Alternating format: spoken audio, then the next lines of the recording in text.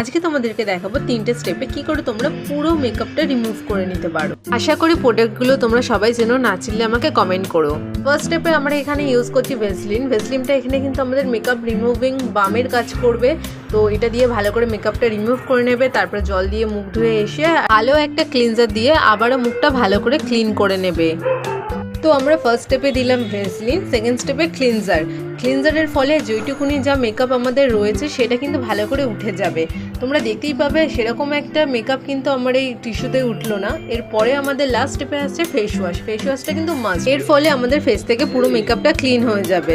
তোমাদের জন্য রয়েছে একটা সুখবর, আমি রিসেন্ট একটা বিজনেস স্টার্ট করেছি যেখানে তোমরা অরিজিনাল স্টোনের ব্রেসলেট পেয়ে যাবে, পাইরাইট থেকে শুরু করে আরও অনেক কিছু তোমরা পেয়ে যাবে খুবই মিনিমাম প্রাইসে।